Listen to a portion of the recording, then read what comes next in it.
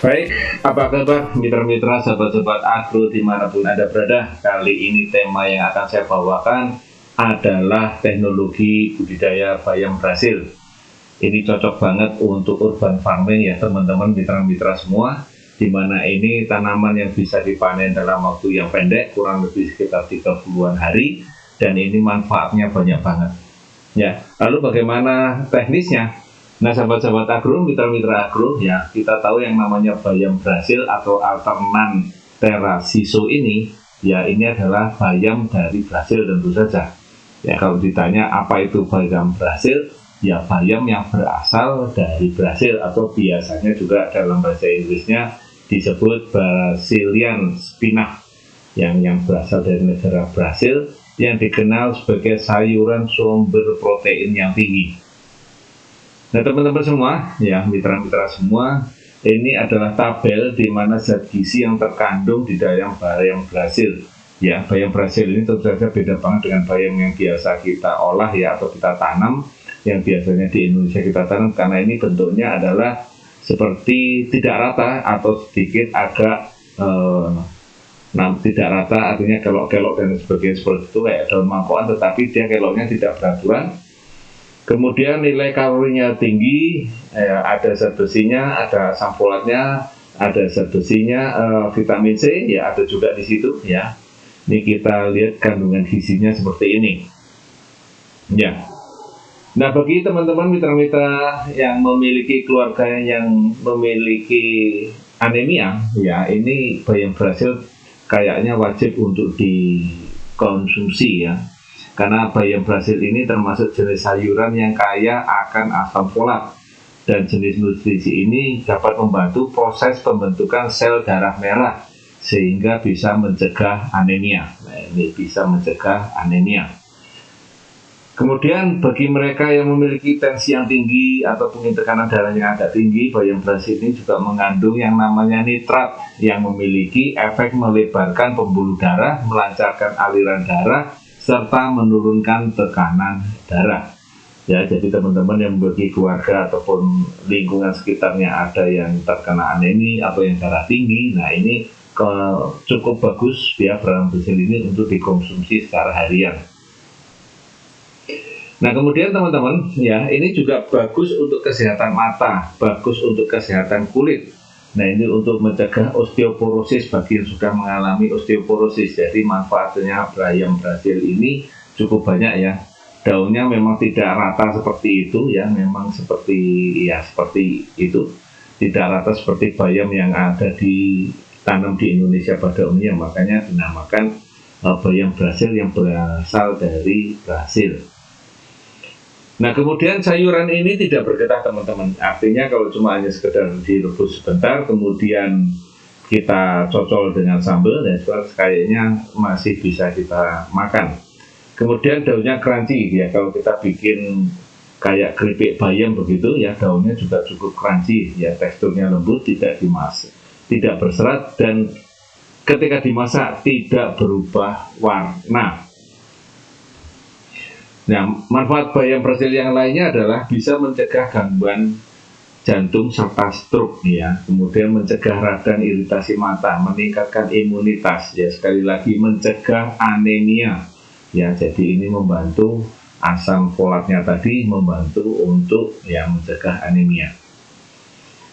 Nah teman-teman sahabat-sahabat agro dimanapun Anda berada, dimana kita bisa mendapatkan biji ataupun benihnya, sebetulnya di toko-toko online juga cukup banyak ya.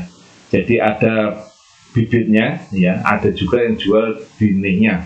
Kami banyak yang dijual dalam bentuk yang bibit. Jadi ini bermacam ragam di berbagai media sosial ya, silahkan beli di toko-toko online sesuai dengan kantong kita masing-masing ya, karena ini sekali tanam ya, ini bisa untuk berkali-kali ditanam lagi ya, artinya tidak hanya sekali tanam terus habis ya, tetapi bisa ditanam untuk beberapa kali.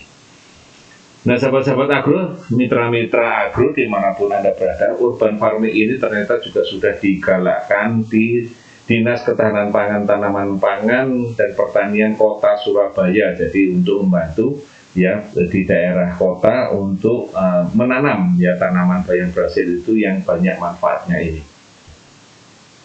Nah, ini manfaatnya yang dari Fig Farm Malaysia ya cukup banyak ya, ada sekitar banyak banget ya. Jadi bisa dilihat di sini untuk menjaga kesehatan ibu mengandung, kemudian mencegah penuaan dini, mengikat kalsium dan seterusnya. Ya.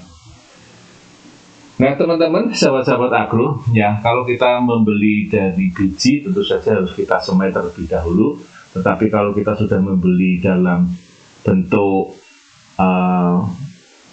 bibit, ya tentu saja kita lihat bibitnya ya, kita potong bagian bawahnya, kemudian kita rendam ya, nanti setelah 3-4 hari seperti ini, kemudian nanti hari yang kelima sudah mulai akarnya kelihatan ya seperti itu. Nah, baru kemudian hari kelima sudah bisa kita pindahkan ke media yang akan kita tanam, mau media tanah atau mungkin media air dan lain sebagainya sesuai dengan yang kita harapkan nantinya. Ya, kalaupun biasa kita tanam bisa di air juga bisa di tanah. Dan ini usia-usia yang sudah mau kita petik, sekarang kita ditanam di media tanah. Ya, jadi berbagai macam media bisa kita gunakan, mulai dari barang-barang bekas ataupun media polybag atau mungkin media planter bag atau mungkin media gelas dan sebagainya bisa kita gunakan ya, tergantung medianya apa, air atau tanah. Nah, sahabat-sahabat agro, mitra-mitra agro, ya kita kalau menanam tanaman hidroponik ya tentu saja kita banyak yang menggunakan, ada beberapa metode. Yang pertama adalah dengan menggunakan DFT. DFT ini adalah mengalirkan air dari bawah dan air yang sisanya nanti akan turun ke bawah. Ya, ini tentu saja harus menggunakan listrik ya. Kita menggunakan listrik untuk DFT ya, airnya sejajar seperti ini, tempatnya sejajar seperti ini. Nah, perbedaan antara NFT sistem dengan DFT sistem adalah di bagian raknya di sini ya. Kalau airnya di sini mengalirnya adalah mengikuti kemiringan daripada medianya, sementara kalau di DFT adalah mengikuti aliran air sesuai dengan ketinggiannya atau dengan cara yang seperti tertera pada gambar ini. Ya, ini adalah perbedaan antara sistem DFT dan sistem NFT. Nah, sahabat-sahabat, mitra-mitra agro, kita menggunakan dengan DFT sistem adalah tadi yang digunakan ya seperti itu tadi. Nah, ini gambar-gambar yang menggunakan dengan DFT sistem. Sementara kalau kita tidak menggunakan dengan aliran listrik, nah kita bisa menggunakan dengan cara wick system, yaitu kita dengan menggunakan rock wool dan media potre. Jadi kita pindahkan bibit tadi ya dengan ke media potre ya. Media potre itu kita beli, kemudian rock woolnya juga kita beli. Nah, kemudian kita siapkan wadahnya seperti ini. Nah, di airnya ini baru kita tambahkan dengan sedikit hormonik ya, sedikit hormonik. Sementara kita lakukan penyemprotannya yaitu biosenasa dan hormonik dengan dosis 2 tutup campuran ya. Artinya biosenasa dan hormonik ini kita campur terlebih dahulu, baru kemudian kita semprotkan 2 tutup per 15 liter ya. Ini cukup banyak kalau 15 liter ya. Jadi kalau kita menggunakan dengan semprotan tangan yang sekitar 2 liter, yang mungkin sekitar 1 sendok teh atau sekitar 2 sendok teh sudah cukup ya. Jadi ini bisa kita gunakan 2 sendok teh biosenasa dan hormon campurannya, jadi cukup sedikit saja. Jadi kita 2 sendok teh ya, 2 sendok teh untuk semprotan 2 tangki ya. Kita semprotkan 10 hari sekali sampai panen sekitar 30 hari. Ini kalau kita menggunakan dengan media air ya, baik dengan menggunakan dengan listrik supaya airnya naik atau dengan media air yang airnya diem dengan wick system. Kemudian bagaimana dengan menggunakan tanah ya? Kalau kita menggunakan dengan tanah, kita bisa menggunakan media tadi ya, bisa dari media dengan media rock wool karena kita mengambilnya dari biji, kemudian kita semai di media rock wool, atau mungkin kita tadi sudah kita lihat dengan menggunakan dengan kita rendam ya, dengan kita rendam terlebih dahulu selama 3 atau 4 hari sampai keluar akarnya, baru kita pindahkan ke media polybag ya. Di sini menggunakan dengan media kokopit. Nah, tentu saja kokopit ini banyak mengandung tanin. Oleh karena itu sebelum kita gunakan, kita rendam terlebih dahulu kokopitnya kurang lebih selama 1 hari. kemudian setelah 1 hari kita tiriskan, nah baru bisa kita gunakan ya. Boleh ditambah dengan arang sekam atau mungkin ditambah dengan tanah sedikit yang sudah disangrai, yang mungkin perbandingannya hanya sekitar tanah itu, kalau perbandingan sekitar 221 ya, kecil saja atau sedikit saja untuk mengikat akar di bagian bawahnya ya. Nah kemudian penyiramannya karena ini kita menggunakan dengan media, tentu saja kita bisa menggunakan dengan 1 sendok supernasa ya, dan ditambah dengan 1 sendok bio untuk anti jamurnya. Kita tambahkan dalam 10 liter air ya, kemudian bisa juga ditambahkan sampai sekitar 10 liter air ya. Kemudian kita siramkan ya, kita siramkan setengah gelas air mineral ya, sedikit saja air mineral setengah gelasnya ya. Kemudian untuk kita siramkan ya 1 sampai 2 kali ya, mungkin 1 minggu depannya sekali lagi seperti itu. Nah kemudian kita berikan penyemprotannya, jadi sisanya ini bisa kita simpan ya, kalau misalnya tanamannya hanya sedikit ya, bisa kita simpan kurang lebih sekitar 1 minggu untuk kita berikan pemberian supernasa dan bionya ini penyiraman di awal dan 1 minggu setelahnya. Kemudian diikuti 10 hari pertama adalah POC-nasa dan hormoniknya kita semprotkan. Kemudian kita bisa juga dengan menggunakan media gelas plastik bekas ya. Jadi kita bisa menggunakan media gelas plastik besar, medianya bisa bermacam-macam ya, bisa dari tanah, kokopit, kemudian arang sekam dan lain sebagainya ya. Kita bisa di bawahnya kita bisa tambahkan tadi supernasa dengan bio ya, kita siram 2 kali ya, pertama kali dan kemudian seminggu setelahnya, baru kemudian tinggal kita di bagian atas cukup dengan supernasa dan bio saja ya, ditambahkan disemprotkan di atasnya adalah POC-nasa dan hormonik ya. Itu ya, kalaupun kita menambahkan dengan sedikit dengan NPK boleh-boleh saja ya, sedikit saja, sangat sedikit saja ya, sangat sedikit ya. Nah ini kita menggunakan 5-7 hari ya. Kalau kita mulai berawal dari biji, kita benihkan dulu di rock wool ya, baru kemudian setelah 5-7 hari baru bisa kita pindahkan bersamaan dengan rockwoolnya, mau dengan air dengan sistem big system, DFT system, LFT system, atau dengan media tanah dan media tanah yang lain atau kokopit, atau mungkin menggunakan dengan media sekam, arang sekam, ataupun yang lainnya. Jadi usia sekitar 5-7 hari seperti ini sudah layak untuk bisa kita pindahkan. Nah sahabat-sahabat mitra-mitra agro ya, ini kalau kita membeli dengan bibit ya, tentu saja kita juga bisa pindahkan melalui rock wool ya. Namun sebelumnya kita mengiris-iris terlebih dahulu dengan pisau gergaji besi, seperti kita memotong tempe seperti itu. Kemudian kita bikin kotak-kotak di media ataupun di tempat wadahnya. Kita siram air ya, ini kita bisa siram air, kita tambahkan sekitar 1 sendok teh saja lah ya untuk media yang sebanyak ini ya. Kemudian bawahnya kita bikin sedikit agak lubang, kita penggang dengan jepitan ya, atau bikin dengan alat-alat yang lain. Nah setelah kita beli benihnya, kita diamkan dulu sekitar 5-7 hari ya, baru kemudian kita bisa pindahkan ke media yang lain.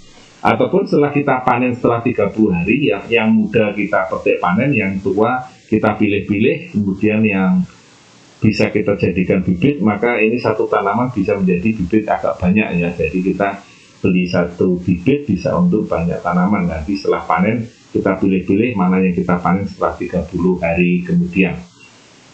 Nah ini kalau kita tanam di lahan ya, di media lahan di tanah yang luas seperti ini, di negara-negara maju mereka sudah menggunakan dengan metode menanam bayam seperti pada umumnya kita menanam bayam di lapangan terbuka ya, kita tanam terbuka. Kalau kita menanam bayam berhasil ya tentu saja kita di terasan-terasan rumah jadi bisa upayakan cahaya mataharinya agak lumayan ya, kalau memang suka cahaya matahari ya. Jadi ini adalah mereka menanam di lahan tanaman yang menggunakan media tanah yang di lahan yang luas. Jadi ini tentu saja tanahnya sudah diolah terlebih dahulu, baru kemudian benihnya sudah siap tanam ya, kemudian tanahnya sudah diperlakukan dengan supernasa dan bio, kita siramkan, baru benihnya kita tanam, baru tinggal nanti penyemprotan POC-nasa dan hormonnya dengan dosis 2-3 tutup campuran POC-nasa dan hormoniknya per tangki ya, di usia kurang lebih sekitar sama 10 hari dan 20 hari, dan kalau bisa sekitar 25 hari 2 sampai 3 kali penyemprotan. Nah teman-teman mitra-mitra, supaya tidak bosan tentu saja kita mengolah bayam crispy ya. Jadi kita bikin goreng, kita campur dengan tepung, kita bikin camilan ya, kita buat bayam crispy atau bayam Brazil crispy. Bisa kita juga buat bakwan bayam Brazil, atau kita buat campuran dengan ditumis atau dicampur dengan telur ya. Atau karena kita tidak bergetah ya, bayam Brazil ini olahan yang tidak bergetah, maka bisa dimakan secara langsung, jadi dilewat lalapan ya. Jadi tinggal direbus sebentar, colek sama sambal, campur dengan nasi, wah sudah nikmat rasanya. Dan media-media banyak di tempat media-media bagaimana cara mengolah bayam Brazil ya. Resep-resep olahan bayam Brazil ini cukup banyak. Ini adalah hanya beberapa yang bisa saya tampilkan di sini. Silakan Bapak Ibu juga bisa mencari sendiri olahan-olahan atau mungkin membuat olahan-olahan sendiri yang belum ada. Urap bayam Brazil, sayur bening dan seterusnya.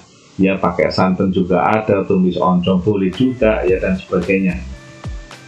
Nah, itu teman-teman, urban farming yang luar biasa, yang sangat murah meriah, tetapi juga cukup untuk membantu kesehatan kita yang bisa dipanen dalam waktu yang tidak terlalu lama. Ya, demikian tadi cerita kita tentang bayam Brazil. Mudah-mudahan kita akan bertemu di lain waktu dan di lain tema. Semangat pagi!